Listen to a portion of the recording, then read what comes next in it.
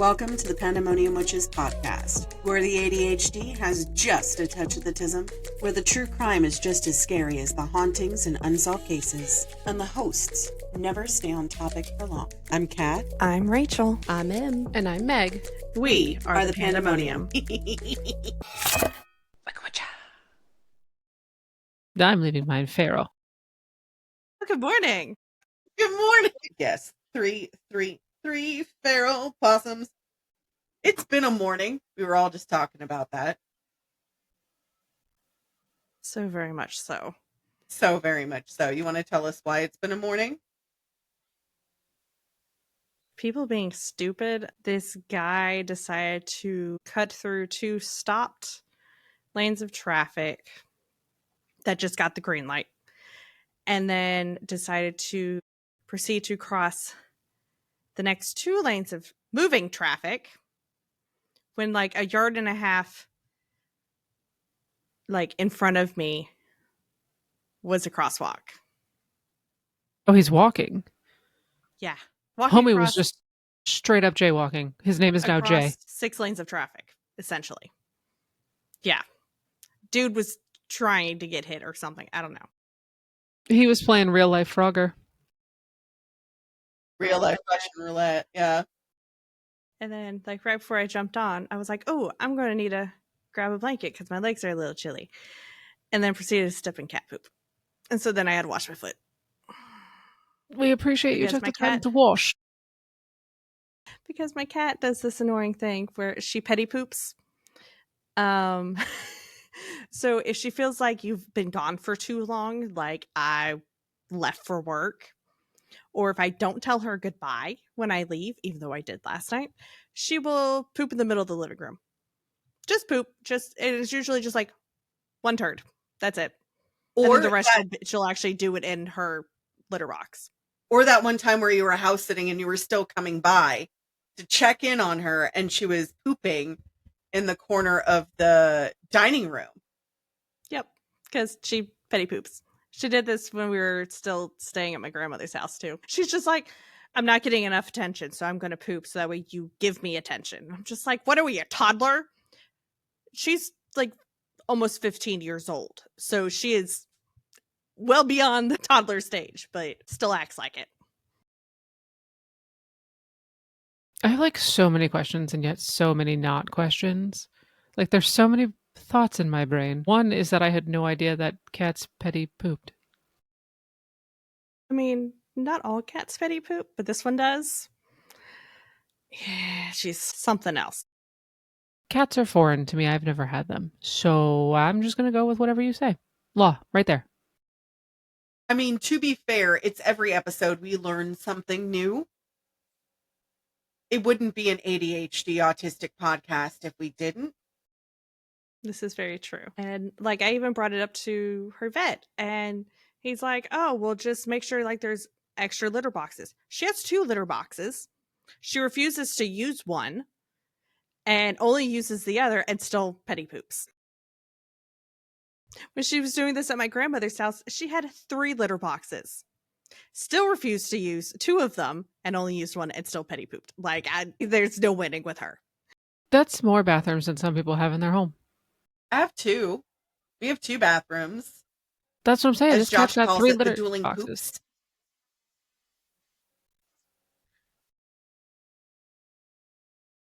I don't even have anything to say to that. 2 of them are like she's the only cat, so it's not like she has to like compete with anybody for using a litter box. She just chooses not to.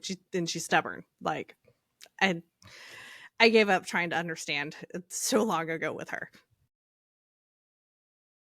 I hope to someday get to that level where somebody's like, I'm just not going to ask questions anymore. Like, just, you are who you are.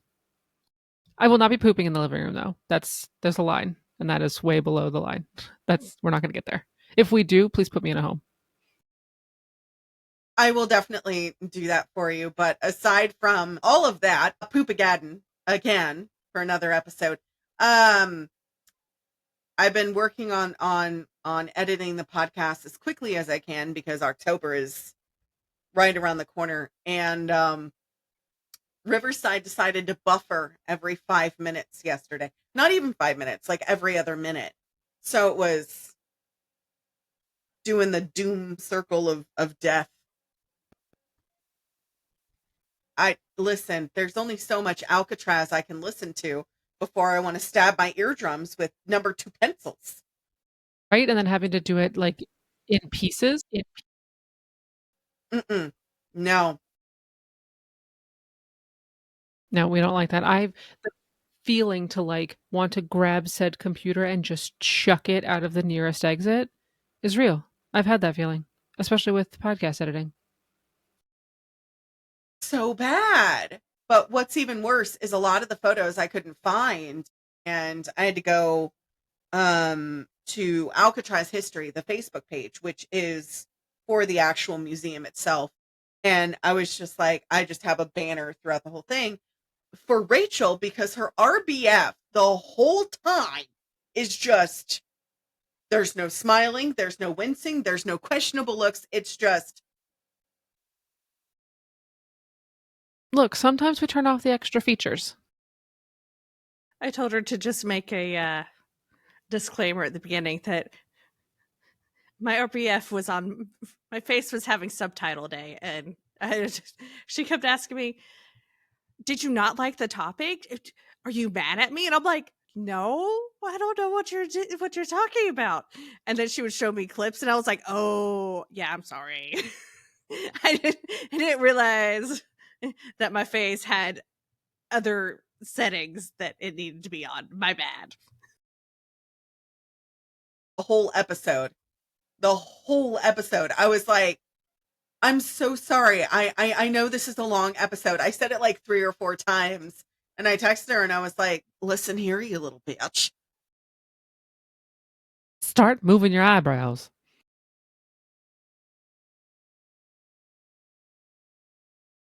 Well, that being said, I'm not covering a topic today. I'm all Alcatrazed out. I'm done. Do either of you have something to do today? I do. Yay! It's a me episode, which means it's going to be all over the place. Welcome. I mean, that's every episode with any of us, but I mean, yes. You are still muted. Buckle in. It's not going to be linear. It's going to go where it goes. I mean, I tried, but also I hated the topic that I researched. So, like, hated as in, like, this is a bad thing. Like, bad things happened here. So, that's the hated. I learned a lot and then promptly shared all of it with Mike. And I was like, oh my God. Like, every time I learned something, I was like, come here. He was like, I am working. I was like, me too. Listen to this crap. I have to tell somebody first. Someone has to hear this because it's nuts. Mega texted me. She's like, oh my God. And I was like, I don't want to know. I don't want to know. But I have little tidbits from some of the places. So for Halloween, we're doing 13 days of Halloween, right? Well, so aside from the States, we're doing 13 or 5 of the top 10 haunted places internationally and nationally. So, Meg, what is today's topic? Today, because I'm on day 1156 of Duolingo and I'm learning French, yes, we are doing the Paris catacombs. I hate you. Yes, les Catacombs de Paris. So that is what we are working on today. And my pronunciations of all of the places are going to be terrible. So Okay. The yeah, effort they're bad. is made. It is. And as I make weird faces because I'm trying to like look at the words and be like, that's a lot of accent marks and a lot of extra letters. The French use a lot of extra freaking letters. Like a lot of extra letters. It's an O sound and it's like 4 letters. Ma'am, sir, no thank you. Monsieur, no. I have to take a photo of Fluffy really quick, so you're just going to see my arms. Sweet. I like your bracelets. But they're gorgeous. And her other one is a watch. She has tiger's eye, onyx, and something else. Nice. Mike has one of those something where it's else. just the beads. Something else. So I have a fun fact about Paris. Let's do it. Okay, so before we get started, let's just put a little levity into it. So hundreds of thousands of people go to Paris, right? people eat from street carts, right? Don't eat street crepes.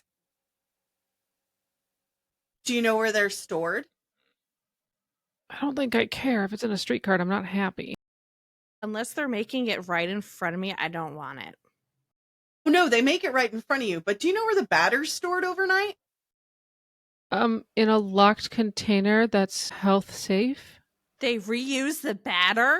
It's not fresh batter. Already we have problems. Where do they store it? Right. Like, no, I want fresh batter. No, thank you. They store it in the sewers under the road. Oh my gosh. Insert vomit sounds here because no. No. Doubt about it, because I have a mutual friend who knew Anthony Bourdain, and he was a wonderful man. He donated his time during the fires, which Rachel and I talked about on the Alcatraz episode. So Gordon Ramsay, Guy Fieri, Anthony Bourdain, a few other people, they all came and donated time and cooked. When I tell you, she told me this fact that she had found out from Anthony because she was going to go to Paris. And I was like, what? And then a few years go by, and maybe about a month or two ago, Josh shows me this reel on Facebook. And I went, oh my God, it's true. And I was like, I was just hoping she was joking. right? No, The thank joke you. I was don't on eat, us. right. I don't eat street food anyways, especially in big cities. Just don't do it. I had a really upsetting experience with the New York City hot dog. So we just don't do that anymore. But same though. It gave me the bubble guts. So yeah, no. What? I don't think I want to know what happened with the hot dog. I don't. Carnival food is a different thing, though. That's not street food, that's carnival food, and most of it is fried in wonderful goodness. I mean, they basically just take anything and fry it. If they were like, "Hi, this Essentially. is a lizard I found while I was setting up and I Lizard. fried it. Try it." I'd be like, "You know what? Lizard. I could not resist. I'm sorry, it's deep fried. Have at it. Sure." But I don't know. The hot dog wasn't great, but I will tell you there are a lot of really nice hotels with bathrooms you can get to as you walk into the lobby in New York. Just at least there were in the pre-2000s, but it's fine. It's fine. I have my favorites for when I go back. I am unlike the cat. Well, I am much like the cat where I have my favorite ones. I do. And when I travel, when I went to go visit Rachel and Emily, I have favorite stops that I have saved in my phone on places that are acceptable to use the facilities. But we're not talking about bathrooms today, are we? No, we're talking about something far worse. Did a lot of research. A lot of the research today comes from the literal like Paris Catacombs website because there's just a ton on. There's like so much, right? There's a website?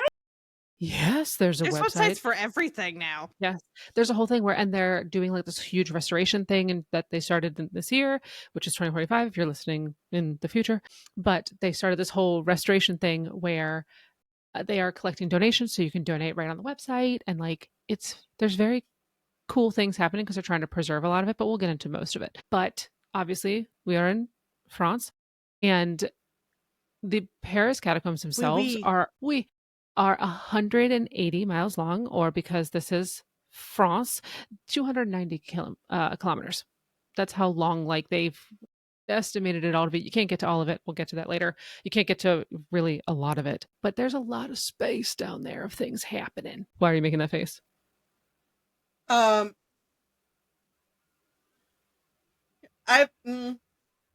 Lizard They made happened a to her. movie.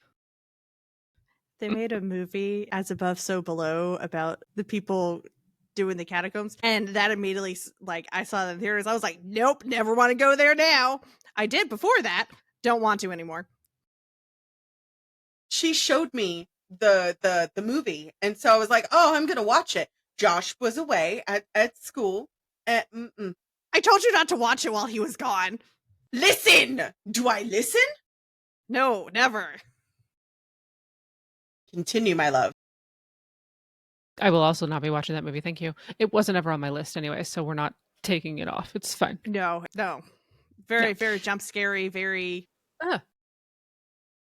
kind of literally Cloverfield, first person shooting, camera moving a lot. Yeah. My face says no thank you. Oh, you said jump scare. I literally walked down the stairs and Mike came around the corner and I yelled. So I don't really do well with jump scares in movies because I don't do great with them in real life. So Cats like that with Josh all the time. I'm like, I just listen. So there are a couple of reasons that people come to visit the catacombs, right? One of them is the architecture, and I'm not talking about underneath. So we're going to get this part out of the way. There's something a little bit, special about and historical, and then we'll get into the scary stuff. So I'm going to ease you in slowly. Thank you. I appreciate that. You are welcome. So it was during the reign of Louis XVI, which, yes, I had to write down the numbers because when I look at Roman numerals, I'm like 10 plus 5 minus what? Like it's Roman numerals and I don't get along for some reason. So you had the Fremes Généraux, which were the people who were in charge of collecting taxes, and it was suggested to them by the king that they build a wall around Paris. And so they built this big wall that's 24 kilometers long and features 55 entry points, which allows them to levy taxes on merchandise. So basically, wherever you're entering, you pay in taxes. Get your money. Right? So we're a little bit obsessed with the coin. I feel like that's 50 entrances too many. Right? Like, and also we're Louis the 16th. We are back in the 1700s. Like, there's people, but there ain't that many people. Right? Everybody gets their own entrance. You get an entrance. You get an entrance. The Oprah of entrances. So it was said to be the most ambitious architectural and urban project of the ancient regime. That's what, of course, but like everything, right? Every time they do something new, especially the French, every time they do something new, it's like the best thing ever, right? They didn't even come up with fries, so I'm not really that excited about it. Wait, they didn't come. Hold on. Now my entire life with Or French toast. Yeah. They just wanted to make it sound fancy. You go pay more if it's French. The Belgian waffle wasn't made in Belgium either, I don't think. Now wait a minute. Look, we're just putting names on everything. We're making It's okay. things up I as we found go. out the other day Captain Crunch is not a real captain. Ma'am, you didn't have you know seen that? his hat? His hat is way unrealistic. That thing on a boat, he's going over. Okay, I lied about the Belgian waffles. They were originated in Belgium. My bad. You can have that one back. To look it up because I wanted to make sure my facts were straight. Perfect. See, we are continuing to learn things. So this gateway, this, wall of sorts, this town territory, whatever, was designed by the architect Claude Nicolas Ledoux, and it was based on ancient Greece. The huge gateways and the vestibules at the sanctuary entrances is what they used to kind of like set this whole thing up. And it was meant to showcase power to anyone who paid to enter, and it was nicknamed the Gate of Hell. So figured that might be appropriate for our topic today. Yes, yeah. Yeah, exactly. I mean, that's an adequate name of the place. Right? And so they build this whole thing and they're like, oh, we're going to bring, everybody in. Not an awesome symbol, right? But a symbol nonetheless of royal power and unjust taxes. So, here we are. It also served as the first targets of the July 1789 uprisings of the revolution. So I thought that was important, right? So they were like, hey, when the revolution starts, we're hitting the gates, the taxi gates. So they kind of, served as a place where first places that were pillaged and burned.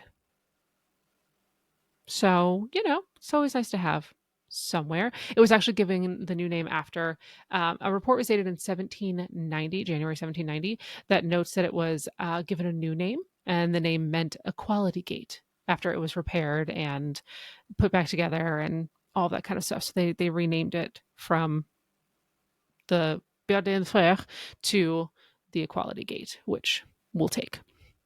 They collected taxes until 1791, and then they stopped for a little while, and then they picked it back up in October of 1798. So it was like, hey, we're going to give you a break, about 7 years, and now we will pick them up and take money again. So that's kind of like the up top of that. In the 1820s, they actually converted some of the buildings into barracks to house some of the municipal guard and police force detachments. So it was, there. This kind of brings us to some things that started happening. We're going to go back a little bit, right? We've got all of the lovely architecture that you can go and see. But what we're really here for are the tunnels that we mentioned earlier. They were causing a giant issue, and this is where things get rough, just as a warning. So they are causing a giant issue because since they were dug out and not super like well structured, they started causing sinkholes. Like huge sinkholes. Like several houses and people were just like swallowed up. Yeah. So we just like lost things. And they were supposed to be going through and like mapping. There was a whole project to map the tunnels, but they weren't moving fast enough to get the tunnel system mapped. So in both 1784 and 1789, new sinkholes formed. So we had a lot going on and lost some people prior to, a couple things happening. So if you're ever worried about like the way you die, I don't want to go by sinkhole. That's one of the ones I'm like, hey, you know what? That's So- not on my list. You're saying that they went from 55 entrances, exits to all that. Yeah, right. We're just new sinkholes. Everybody's getting into the gates of hell. So right, that's around the outside, and then you've got all of these tunnels that have been dug out and things like that. So the history of the actual catacombs begins in the late 1700s. We are way, way back, right? No ankle showing. So watch yourselves. No shorts for y'all. And this is when there were rapid public health issues. Like population, like way too much population growth, extreme overcrowding, horrible sanitary conditions. Plague. The city was plagued by infectious epidemics, see, and high mortality rates, particularly among the poor, right? No money, no Because life, apparently. hygiene is for the rich. Right, but at the same time, like the 1700s, hygiene isn't a thing yet. Like we don't know too much about germs for the general population. I They were cannot tell tossing you. the chamber pot waste directly out the windows into the streets. So, I mean, Honestly, as just a like they human, freaking show that in Beauty and the Beast. right? It's part of Beauty and the Beast. And I was doing a tutoring and they were learning about like feudal systems, right? And one of the pictures, like in the stuff that they gave me to teach, was like the whole like pouring it out. When it was just like a picture of a town or whatever, and you've got the person like pouring the chamber pot out the window. I'm like, does this need to be the thing that we're teaching our fourth graders? Like, we could just tell them, right? It's fine. But it's history. Yes, but also as a human in general, I would think I don't want human waste thrown out my front window. Like that just seems, I don't know. Maybe it's common As sense that somebody became more that's common. been puked on at fairs, I can Ugh. let you know that it's all of a sudden being nice and dry and then having body fluid on you is absolutely horrible. But that's what I'm saying. If you as a individual who lives in the 1700s are walking down the street and you know not to walk close to the houses because somebody might throw something on you just by happenstance, maybe we stop throwing things out the front window. Maybe we walk out the back. Maybe we find a little like hole in the But they were ground and doing it in I the don't know. alleyways too, and I sometimes know. they would like launch it to like towards the middle of the street, so nowhere was safe. Right? I know you've got those people who are like, let's see how many people I can hit today. They've got their own tally marks, right? But still, not a thing I want to be part of. So diseases included smallpox, typhus, typhoid, and everybody's favorite, the bubonic plague. So this led to a lack of cemetery space, right? We've got too many people and too many dead people and some other not so happy things happening, which led leaders to be like, hey, we need to basically like take these humans, these bodies, and move them somewhere. The biggest reason that this happened was because they were throwing the corpses into like a pit, just like an unmarked, like, hey, there's too many. We're just going to throw them all into a pit. But they weren't actually doing anything about it. And so, okay, this is not good. One of them exploded. So one of the pits got overheated and just kablooey. Except the kablooey meant that all the pieces and parts were thrown against surrounding homes. So the chamber pot is the least of your worries because it could be Exploding your uncle's eye. bodies. Could be your uncle's eyeball. Who knows, right? Whoever had, I don't know, gone first, came out last. Not a great thing. This whole time I'm just thinking of Monty Python. out you're dead. Right? That's exactly what's happening. Essentially, yeah. Yes, that's what's happening. I'm not dead yet. Really, I'm not. One of my favorite movies. I haven't watched it in a long time. Not favorite, but a classic. So the catacombs were said to be easily accessible, and they were originally quarries that were part of a large labyrinth that extended under the city almost 800 hectares, which is 1,976.84 acres. Because I looked that up because I didn't know what a hectare was. Holy crap. These things It's are large. The heck part is because of the amounts of zeros. Exactly. So, just thought that was super fun. Charles Axel Guillemot, an inspector at the Department of General Quarry Inspection, was in charge of preparing and organizing what they referred to as the bone transfers. Right? So, we have run out of space, and now people are being naturally pinated into other people's homes. We have a problem. I don't know how to better say that. I just feel like the other You way get is a body wrong. part, and you get a body part, and you get Right? a body part. Well, back to Oprah. Oprah's doing all of the things. So they Sure for that. You get a money part. So the evacuations, as they were come to be known, started in 1785 and lasted 2 years and involved the largest cemetery in Paris because, like, why not start with a big one? It was the Saints Innocents Cemetery, which closed in 1780. So they had stopped using it 5 years before, but they were like, also, there's too many people here. And at this point, it had been used for 10 centuries. So this was a pretty large cemetery, which meant you had a lot of bones of people who had already lost the rest of their humanness, which just makes it easier to transport, right? Because then we're not actually moving human-like bodies. We're just moving the hard parts. I don't know how to say this any better. This is all bad. What? Not the soft, what? The soft and squishy parts are gone. That's what it is. There's no good way to say these things. There isn't. I come on here just to see how many times I can make cat cough. I need to start keeping a tally. We really do. We're currently at 5. You're welcome. So what they did was they took all of the bones out of the common graves, etc., and they essentially played Yahtzee and jumbled them all up and then transferred them under the cover of darkness to the quarry. Right? The reason they did it under the cover of darkness is because they didn't want the local residents to know what was happening. Can you imagine having like your whole family be in that cemetery and then coming back and being like, somebody played hide and seek with my great grandfather and now his bones are gone. So they didn't actually tell anybody like what was going on. So they would put them all into like a wheelbarrow or a cart of some sort, cover it with a black cloth, and then just like take it away. And then they would dump it into the quarry. There were 2 quarry wells that they just dumped the bones into, and then they were distributed and piled into galleries by the workers, right? So basically you've got a bunch of different people in this factory project of evacuating the bones, trying to make sense of where everything goes. So, and I will share pictures, which is very cool but disturbing.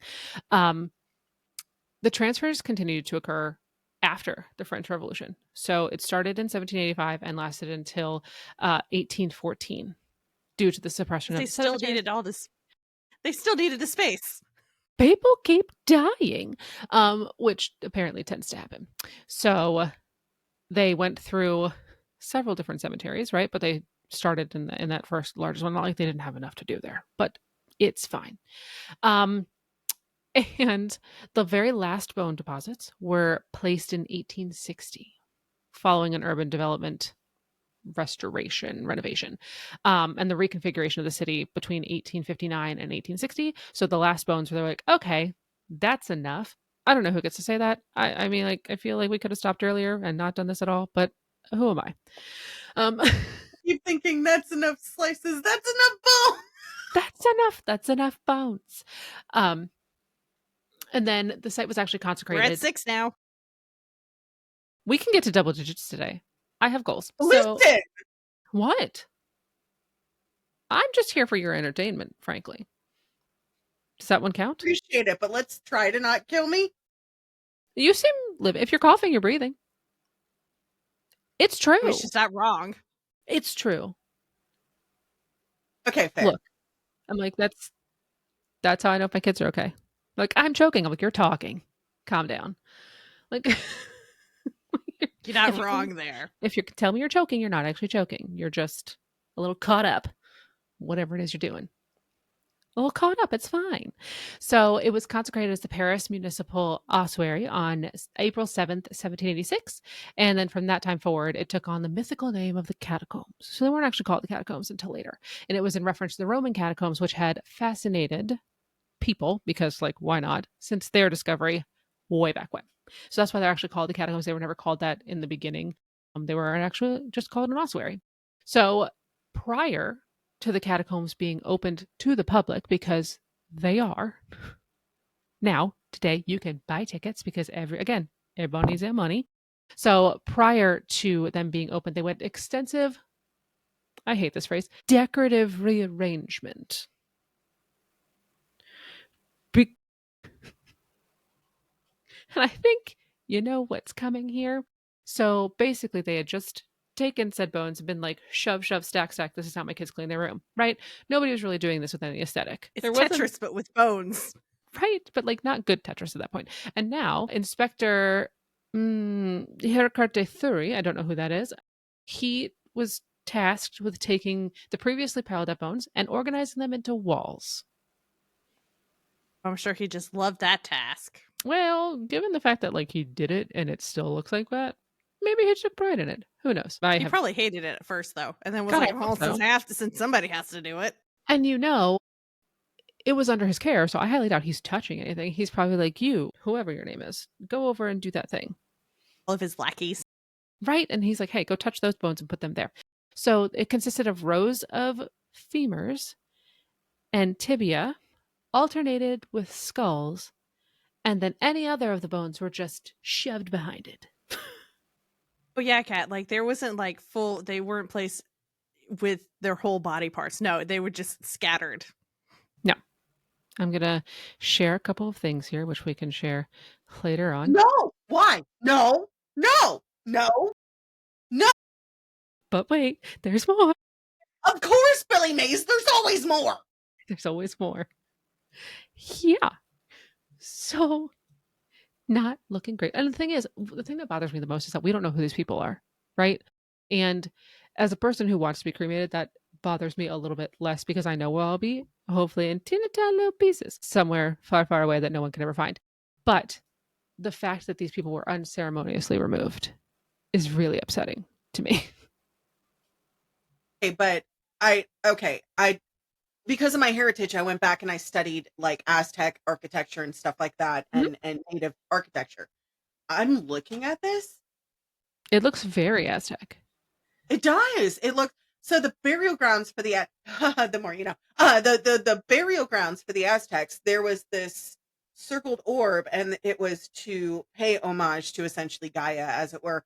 And they have a god that is for earth, and they have a god that's for birth and death, and that's the same. And that is so cool, but disgusting. Yeah. And I think because of course my first question when I saw these pictures was like, okay, I see legs and I see heads. There's more bones in a body. Like what the heck? And then they said, oh no, no, no. They just dumped them behind. So still very much like my children clean their rooms. Out of sight, out of mind. So there's a lot of body parts in there. They're just not all portrayed, presented, showcased, whatever. They ain't Presented, there. Yeah, yeah. You can't be there. So as upsetting as all of that is. In order to get to the catacombs themselves, visitors have to descend through a series of rocky strata that dates from about 45 million years ago. And this is the part that like I said, we're going back and forth. We did a little architecture history, then we did creepy stuff, and now we're actually getting into super sciencey things because that's where my little brain goes. And I did grab this from the catacomb site so as not to like muck up anything important. So if you go there and you're like, funny, this sounds really familiar, it's because it is. I literally even like highlighted it in my notes, like stolen from here, so you know that this is where it comes from. So during the 45 million year ago period, Paris and the surrounding area were actually covered by a tropical sea, which is super cool. So there were several meters of like sediment and mud that accumulated at the bottom of the sea and became limestone over time. And the level of the catacombs actually corresponds to the limestone layer, which represents period known as the Lucian period in reference to Lucia, the name of Paris in Roman times. So when Paris was actually part of Rome, it was named something else, obviously. So from about 40 to 48 million years ago on the geological scale, this bank of limestone ranges between the upper, middle, and the lower portions of that area. And the quarries occupied the upper and middle levels because limestone was really important to the building of things that they were doing, right? So you can actually, as you descend down, you can actually see the different layers of strata before you get into the catacombs themselves, which seems very cool because, like, high science. And it also contained fossilized remains of an extensive marine biology, like a biodiversity of marine animals that were within the walls there, which I thought was also very cool. So not only do we have, like, before these were dug out, we now put people in there, but people weren't originally there. It was marine life. So that sounds a lot of fun Super there. cool. Like, I love that kind of Yes. stuff. Yes. So they learned this because they learned of all of the Roman stuff, and they're like, oh, this is very similar to where it is, and you can do both of those. They also installed masonry monuments within there in antique and Egyptian styles. So when you actually get into there, there's a lot of like weird stuff when you're walking through that you can see, like this, which are underground wells that they had in there that they like decorated and placed as you go down into it. So looks neat, but also seems very like the coloring doesn't seem necessarily French, if that makes sense. It looks more Roman than Yeah. anything. Yeah. Yep. Meanwhile, So Rachel sent that Roman photo. that one's very pretty. And So, go ahead. Dr. Sister's best friend went to Rome and she went and saw the catacombs there and then sent me that Did photo. she? And I was like, gee, thanks. Like, thank you. Thanks for letting me see this. So within the catacombs, they named certain areas after religious, romantic, or antique sources. And our little gentleman who decided that he would make the bones more aesthetic, I don't really know how to say that, who was in charge of, I don't know, bone placing, decided that he would also add 2 cabinets that were built in the style of traditional curiosities, right? So one cabinet in there has is dedicated to mineralogy. So you can actually go down and, see all the minerals that were in there. And the other one was dedicated to pathology, which showed specimens that referred to born illnesses and deformations as established by a research in 1789. So that's fun. Not only are there bones down there, there's also things that refer to diseases that place them there. Full circle. Welcome. Is disgusting and I hate it. Tell me more. Fabulous. They encourage visitors toward introspection and meditation on death. End quote. That's why they're there. So another pediological tool are the plaques featuring religious and poetic texts that are found throughout the galleries. So there are different things that they've placed in there that have, they tried to make it somewhat sentimental as to like this wasn't completely bad. We also put religion here, which, doesn't always help. Just saying. Let's see. Stop laughing at me. Is this all bad? I'm trying to make it okay. It's not okay. They also did several. None of this is okay. No, none of this is okay. Everything is bad. So the subterranean environment of the Paris catacombs actually was the focus of several studies as well, because where can you really go like deep under the earth and be like, hi, let's do experiments? This seems like a great place. So we've got a botanist who studied flora in a light-free environment, and a speleologist and a naturalist who discovered the existence of cave-dwelling crustaceans. So not only was this like the quarry was used for the limestone thing, and then we're putting bodies in there, also science. So they did an experiment in 1813 where they put 4 goldfish into the basin of one of the fountains in there, and the fish survived, but they were unable to reproduce and they became blind because there was no light. In the catacombs, in Yeah. a fountain. Yeah.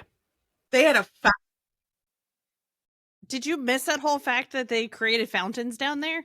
Wells, fountains, all of it. Look, it's all So I bad. heard the well, but Yes. I think it skipped out on the fountain part. Gross. Fair. Let's see.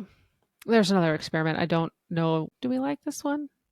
Yes. So this one has to do with photography and light. So this one's not terrible, I guess. The photographer actually put dummies down there and experimented for 3 months with photography and trying to represent the workers in their environment because of the lack of light. And they are actually still doing pathological research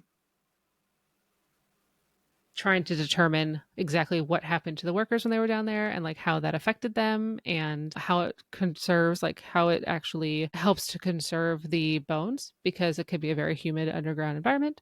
And so they're taking steps to both preserve those but also study like, hey, what is happening?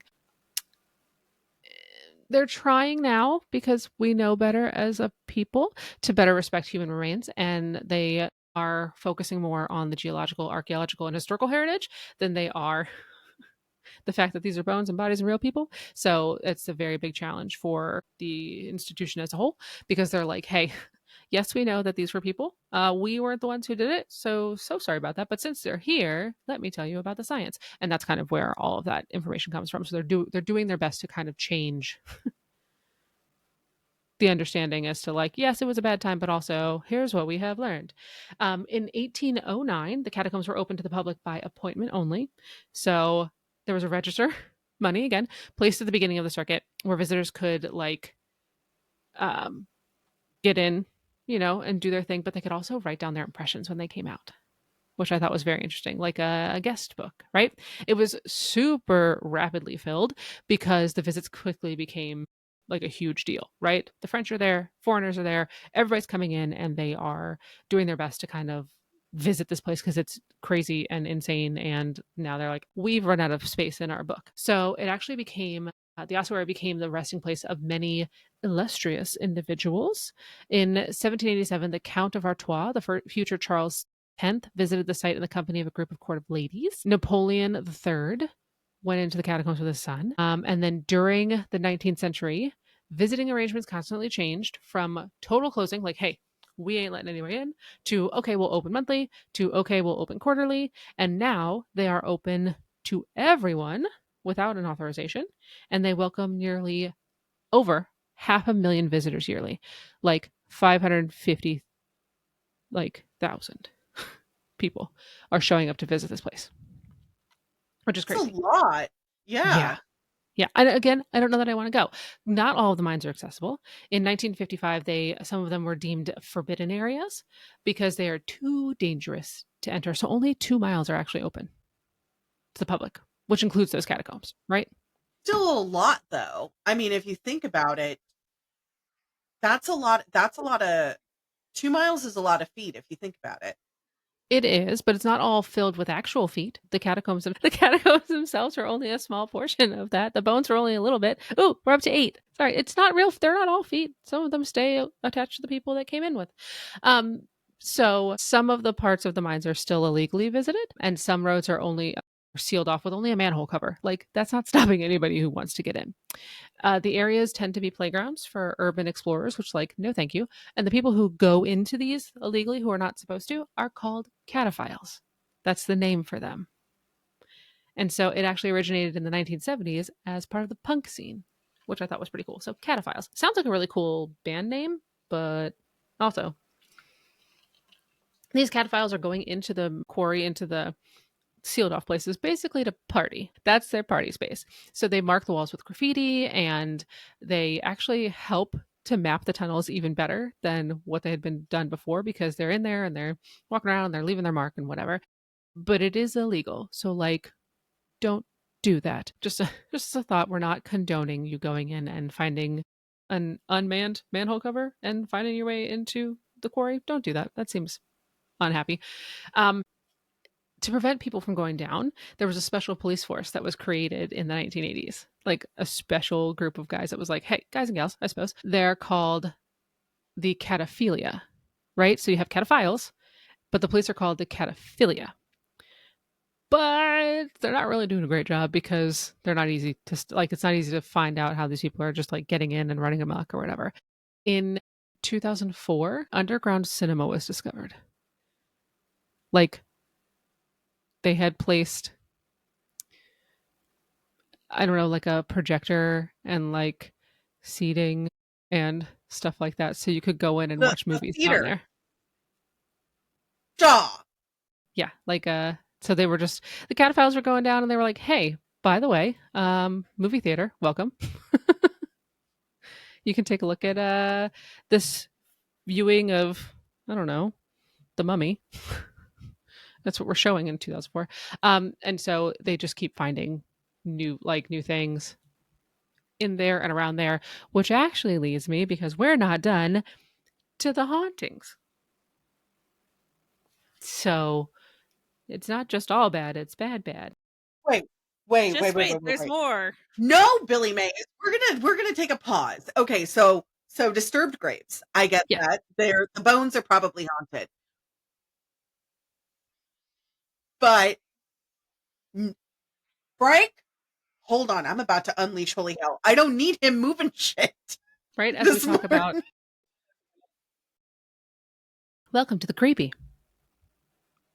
It's like one of those No. 4D showings, right? Where they have the little thing under your chair and it moves and it makes it feel like there's a rat under there. I don't know. I went to one of those places once and I've never gone back. I'm not a 4D person. When the thing on Do the screen sneezes and you get wet, I'm like, God, no. It's the chamber pots all over again. do you want a good laugh? Do you want a good laugh before we get into the Please, heavy heavy? because this is Okay. all unhappy. So Georgia and Dan, we love them. They come by pretty frequently. I feed them. It's great. We have a good time. She's over here. Dan and Josh are in the backyard. I don't know what they're doing, but they're not in the house. And the dogs are They're kind of doing manly things. manly things. And all of a sudden, Georgia looks up and sees something fall from the drying rack into the sink. And in order to do that, you would have to lift up this item and shove it in order to move it, because I Rachel knows I Tetris my dishes so that way everything stays. And Frank was not happy because the dogs were messing with my bottles of water down here. And I was like, yeah, I'll get to it, Frank. Don't worry about it. And he's like, no, you're not getting to it now. And I was like, oh, get to it. Just hold on. So he moves it into the sink. And I went, listen here, jackass. I'll get to it in a second. And she just looked at me and she went, he's not going to follow me home, right? No. I mean, I don't think so, but no. He'll come back. He always does. He followed me home from San He's like a Francisco. boomerang. He really He keeps is. coming back. And Rachel was asking me one time, she's like, I don't even know where he's from. I went home to go visit 4 years ago, visit my family. I'm at San Francisco Pier with my folks because we just went for the day. And she's like, we're here anyways. Let's just go to the pier for a few hours. Okay, no, not a problem. We're already here anyways. And I met him and he's like, I like you. You're funny. And he just followed me home. And I was like, do you uh have family? And he's like, no. And I was like, cool. You're I following me guess home? And he's like, yep. you'll mind now. He never left. This is not Pokemon. We do not catch them all. No, we don't need to catch them all. I appreciate the bout of levity before we get into some creepy things. They're not as creepy as you think. Okay, maybe. I don't know. Maybe I'm just. Maybe I don't know what creepy is anymore because we've done too many of these. So It's not the Conjuring house. it is not. It is not. But this will actually tie into something that you guys had mentioned earlier. So in the early 1990s, right, as my children say, the late 1900s, there were, I know, it's the worst. Yeah, it's all the time they say that. So there were a group of cataphiles, as you do, walking through the dark chambers of the ossuary, where they actually found a video camera on the floor that was not theirs, right? So they find the video camera, and it turns out the camera still had footage on it and it still had battery. And so they turn it on naturally, as you do, and watch it. From the video, they are hearing really like disturbing noises. And the gentleman who's holding the camera, you can tell is lost, right? He's got the camera, he's lost, he has no idea where he is. And not only that, it becomes super clear that while they're watching that he's going absolutely mad because he's lost, right? And so he's lost, he's going nuts, and the video just ends when he drops the camera to the ground. So to this very day, they do not know who he was, if he got out, if he managed to like find his way back to where he was or anything like that. But they do believe that's where the idea for as above, so below was inspired. So that's where the story comes from this dude and this camera that they found. Also, yes, I read the story and I have goosebumps. So, like, I've already heard this and I still hate it. But yeah, but I mean, I have a hard time thinking about being stuck in a place anyway, right? Like, can understand the idea of like somebody going mad because they can't find their way out of this place. It all looks the same, right? So unless you literally have a map and light, and it's not like you're going to have great service down there, it's the 90s. Like, you're not, the internet's not a thing on your phone right now. So getting lost in there is super easy. And I hate that they made a movie about it, but also what a great horror idea. And as we said, I will not be watching that movie. So that is the first one. There are only 4 haunted stories that I have. I'm sure there are plenty more, but I only grabbed 4 that I thought would be enough to not keep us up at night for too long. We're doing this in the morning. We do this during daylight hours. I appreciate that. I appreciate that. My nighttime is Your y'all's nighttime. daytime. Yes. So good luck with you sleeping. The next story is known as The Walls Talk and is, oh, look, number 9. We are almost at double digits, man. One more. And I have 3 stories to go. So we're good. This one is possibly linked to I'm not counting that one because it's part of the first. Possibly linked to the previous like camera incident, but a famous legend has it that something terrible, go figure, happens after midnight. So, as if you can tell, because it's dark down there all the time. So, are we like time sensitive spirits? Who knows? It's a gremlin. It's a gremlin. That's what it It's is. gotta be something. But, like, you know what time it is? You're waiting till after midnight. Look, you have the quarry is your oyster. At this point, it's always dark. Do what you want. But who am I to tell you how to hunt? So, Time is it? Spooking time. it's Spooky time. So, it says that if you do go down in there, which you should not because it's illegal, if you do head down there after midnight, you must keep your wits about you because according to the legend, that's when the walls begin to speak. And there is all those bodies, so I mean, right. And my favorite kind of voices, the disembodied ones, will try to persuade you. We know they're my least favorite. Come on. They will try to persuade you to venture even deeper into the quarry, into the catacombs, until you can't find your way out again. So, I don't know. Talking walls seems unfortunate, frankly. Part of the crew, part of the ship. One of us. Except that, like, come on, if you're going down there, like, they're clearly probably yelling at you in French, so that's not going to worry me as much because I don't know all the words for keep walking, don't stop, get lost. I don't know those words, so I would be fine, right? But I don't know that I would be comfortable down there in the daytime. One, because that's a lot of bones, that's a lot of people, and 2, I don't think you could pay me to go down there in the dark, like after midnight. Just to see if they talk to me? No, thank you. I have too many living things that talk to me. I need no dead things to talk to me. So that one is honestly, one of my least favorite of them because it just seems, again, the disembodied voices. Like, I know I can see your body, but who are you? Which skull do you belong to? Or are many of you sharing the brain cell and you're just all speaking as one now, which is weirdly worse? I don't know. It's like Adam Sandler, go to your home. Like, no, I don't want to. I've gone to some pretty haunted places. I've gone to penitentiaries. I've gone to a few other places. No, couldn't pay me enough money. No, but apparently you can accidentally find your way down there, as is evidenced in our next short story. What? I kind of segued in. It was a sagu. It's fine. So during the It was definitely a sagu. Yes.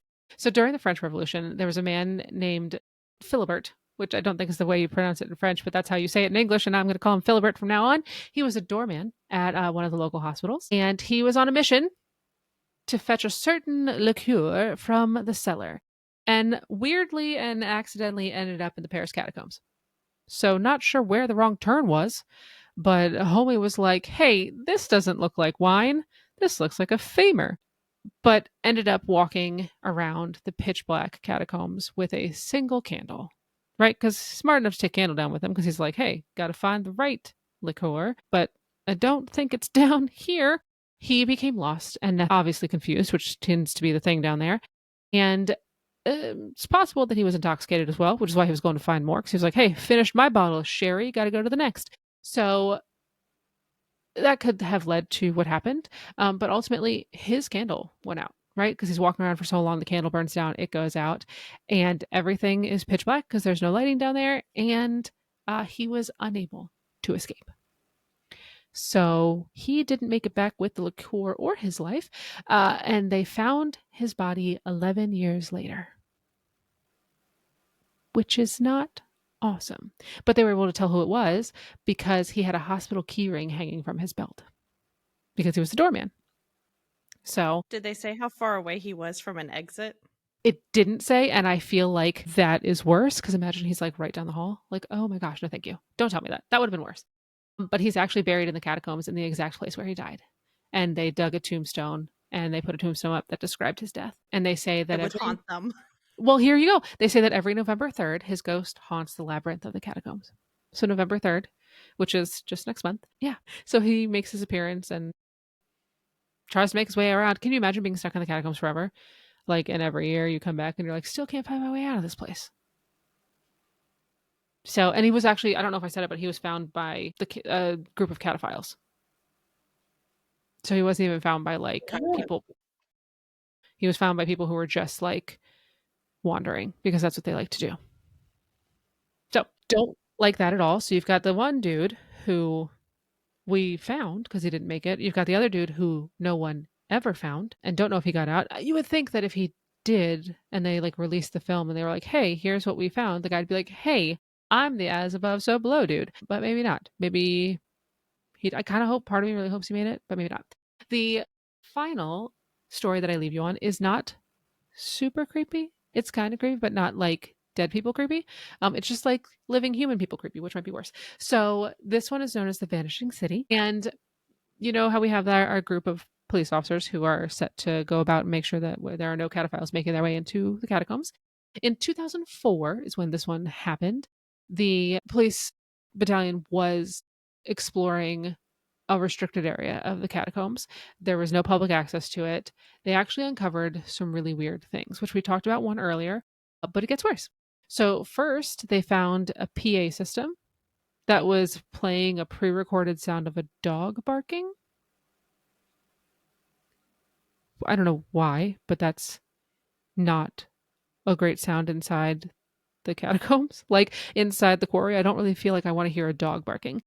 They also found 3,000 square feet of galleries, which were wired for phones using pirated electricity. So somebody's doing something down there. They also found a bar, a living area, a workshop, a lounge, and the cinema. And the cinema had space for 20 people. So it's not like this isn't like a single use thing. This is like a hey, we're having a party, catacombs at 6, whatever it is. So the catacomb cinema seats had been carved into the stone of the catacombs itself. So it wasn't like things were brought in and sat. They actually had like carved into it and made the seating in there. And the creepiest part was that they actually discovered cameras on the ceilings recording them as they discovered all these things. So somebody's watching them discovering this whole area, which gives me the heebie jeebies. Like, don't watch me. One, don't watch me I at all. absolutely hate that. Right? So, like, don't watch me, but also, like, I'm doing my job and you're watching me as I do my job, figuring out something that you're not supposed to be doing. I hate all of it. I don't like it. So, a few days later, they see all this stuff. They're like, oh gosh, this is bad. They head back out. A few days later, they go back in with a larger team to investigate everything a little bit further because, like, it was like 4 guys, right? Who were just doing like their daily rounds. And they're like, man, now I have to do paperwork. So, they head back with a larger group of people, and everything that they had discovered from the phone lines to the cinema, gone. Everything is gone.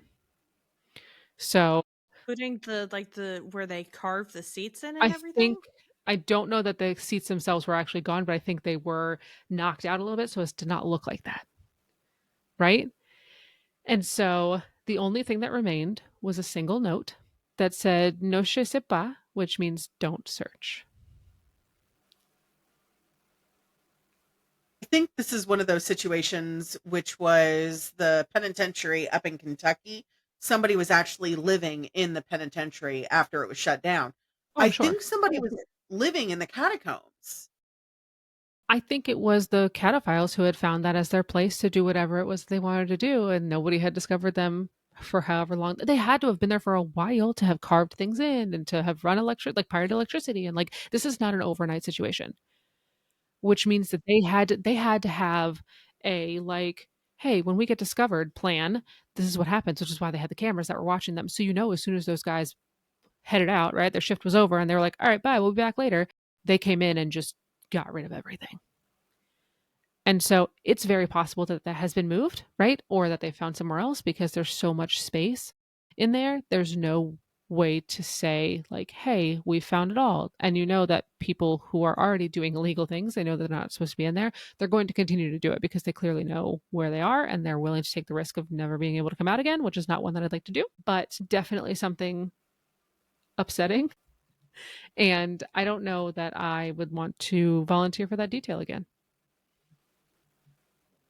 It just seems a little much to me. I'm trying to see. I think I have a couple more photos. I'm trying to make sure that I shared all the ones that I wanted to. There's, like I said earlier, there's inscriptions, um, in the different places that they place things. Oh, here's a close up of the skulls. Enjoy that.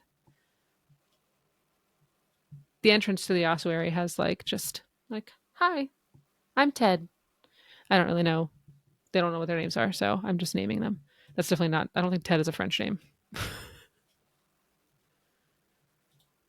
You're muted. Yeah, I Oh, realize that. I know what two of those words are. Cemeteries, cemetery, innocence. Depose is deceased. Yeah. and those are the street names of where this like what cemetery that these bones came from, Okay, this is still super spooky, right? but this is fascinating. It's rough, right? Mhm. Also, as we are doing this, I don't know if you can hear my dog snoring in the background. If you can, I apologize completely. And if he is, We just let love me know. Tank. I know, but does he need to snore while I'm talking?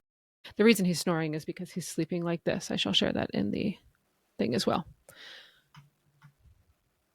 You're welcome to share it on whatever too. But that's how Tank is currently sleeping and why he is snoring. Poppy's so cute.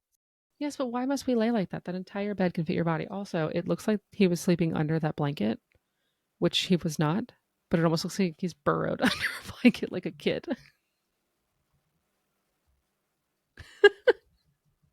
I still remember that episode we did early this year where Tank had disappeared under the desk and he scared you because he hadn't moved the whole hour and then he moved because I was in the middle of doing something and you freaked out and you screamed and you were muted. But like, if we were doing video at that time, it would have been a chef's kiss. Yes. It was because I was like a real big person scream. It was rough. So thanks, I hate it, but definitely was a thing. Also in wanted to mention a couple other like news things keep coming up, right, about the catacombs because people keep trying to go in. Um, in 2017, June of 2017, there were a couple of teenagers who had to be rescued from the catacombs because they spent 3 days lost underneath there and they were treated for hypothermia because it got so cold. Which, I hope they learned their lessons. I mean, I was a teenager once. I think I learned some things, but I can't promise that I did. It was two boys, aged 16 and 17. They were located by search crews with dogs. So it was thanks to the dogs that they were found, a spokesperson said. So that's not a great plan. Like, maybe don't do that. Right. No, that does not sound like a fun time at all. Like, I tell my kids not to cross the street at certain places. I don't think I really need to tell them not to go into the catacombs of dead people. So, here's another wider angle shot of one of the like catacomb hallways, pathways, because that's what we need to see.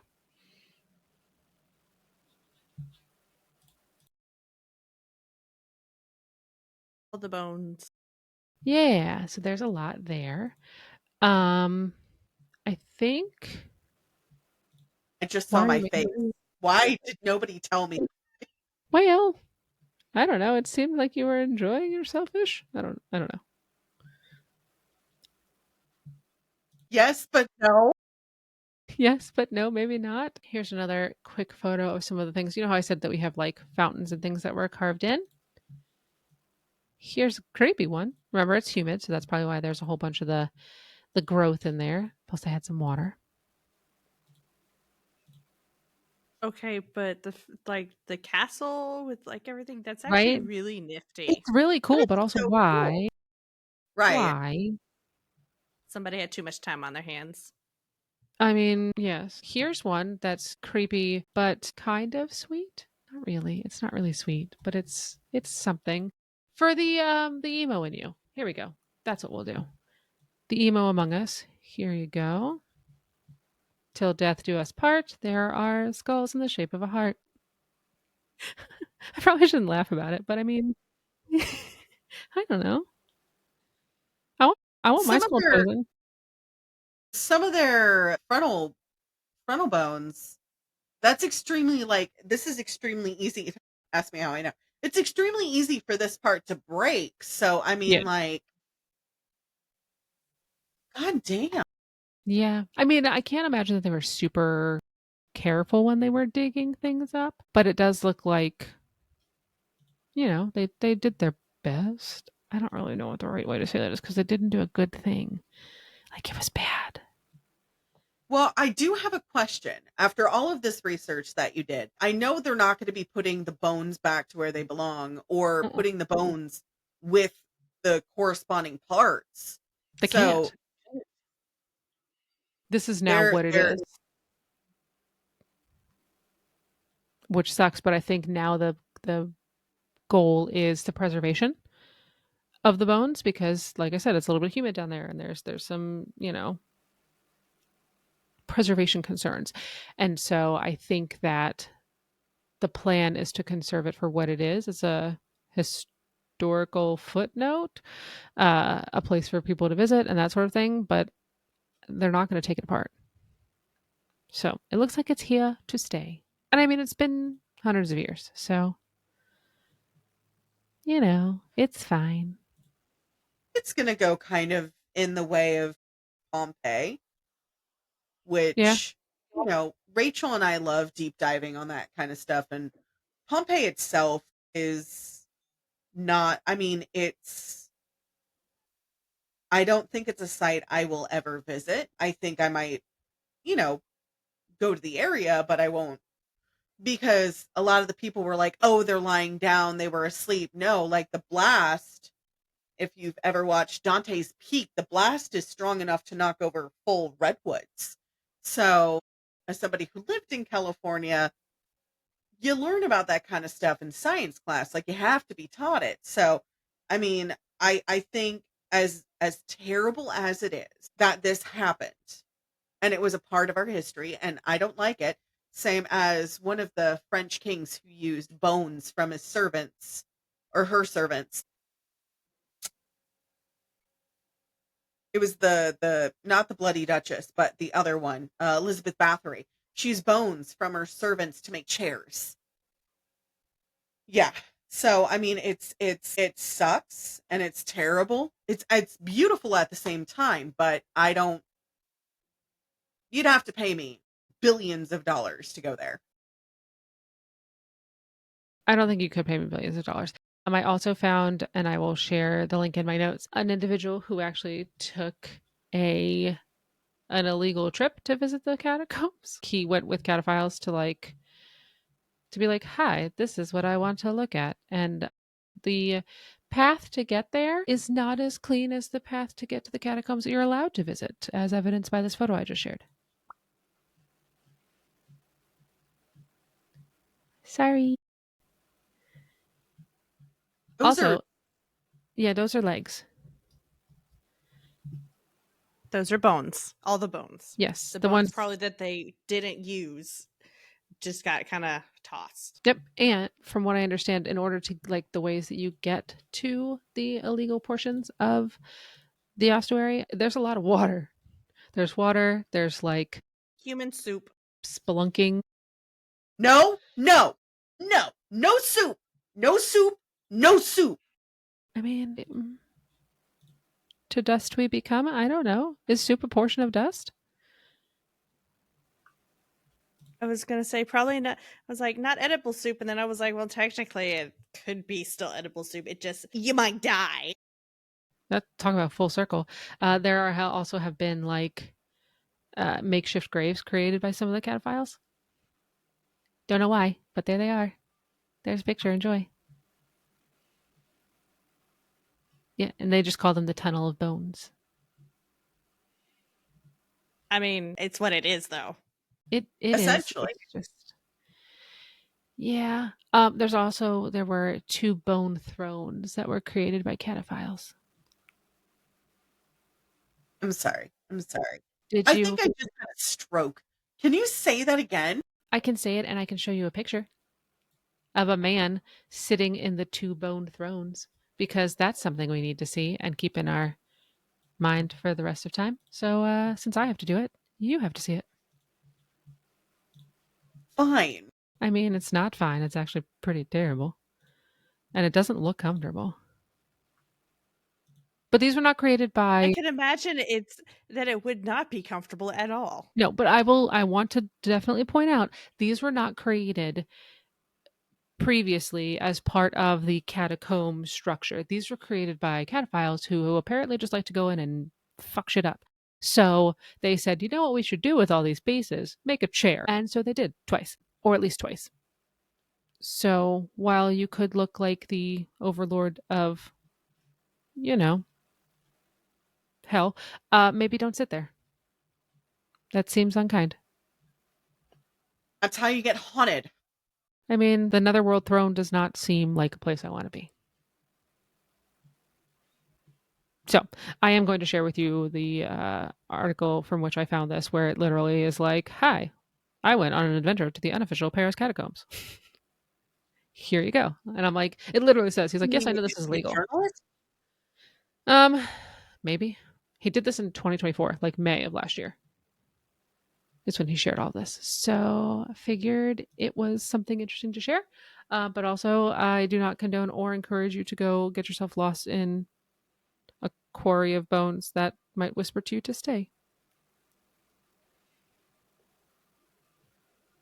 And that's on that. I loved but hated the topic for today. I put science in. No, I love that. I loved how you brought up the crustacean and the science and the levels. I love that. I love good dirt and rock stuff. See, we like a good rock. We like unearthing a little dirt, just maybe not because of this reason. Because my stance will continue to be we leave bones where they are. Please do not disturb the dead, especially in the darkness of night when you don't want I mean, anybody that's to know. right. That's most people. You don't want to disturb the dead, but I mean, there's still people who's going to do it anyways. I know, but that doesn't mean it's right.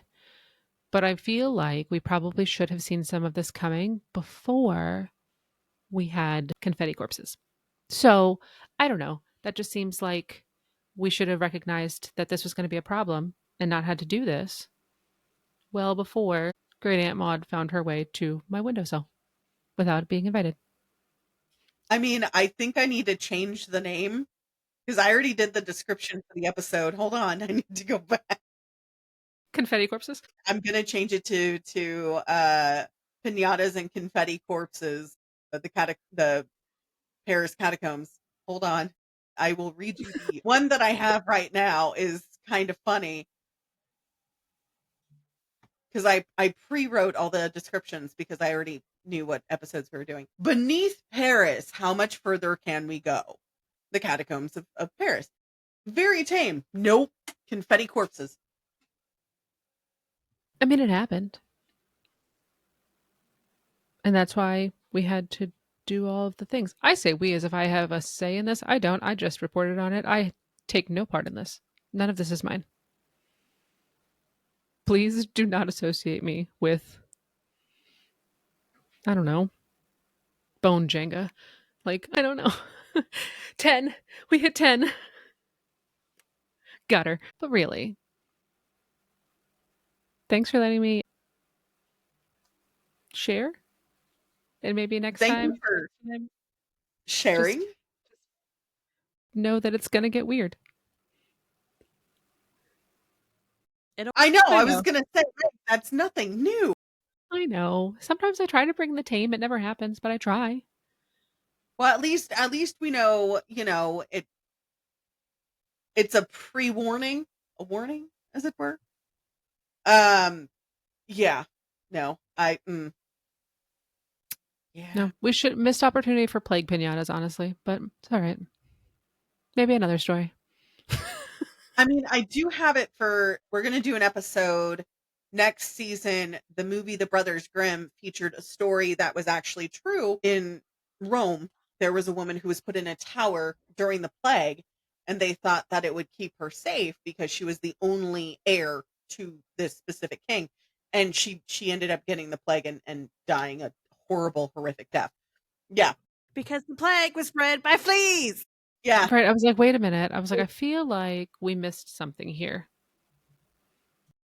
So I'm doing an episode on the Black Plague for next season. I've already started research. Okay, well then hang on to plague pinatas till then. My gift to you. I will. I will. Thank you. Thank you. I will gladly take that gift. You're welcome. I shall pass the torch, the plague torch, your way. Because I don't know that the next couple stories that I have researched are of this magnitude of bad. Like they're bad, but they're not like bad. They're not like Under Cover of Darkness bad. So One I did is pretty bad, but we'll talk about that a different day. Like it's so bad you have to get a special permit from the government to go to this place. no, I barely It, like getting like TSA pre-check. I'm not getting a thing to go somewhere else. well, with that being said, I'm just gonna do the stupidest of shit. nope. Don't do that. Nope. Not this one. Stay feral. Bite the hand. And we'll see you guys next time. Okay, Bye. That's all for this episode. Stay feral, and we'll see you party possums next time.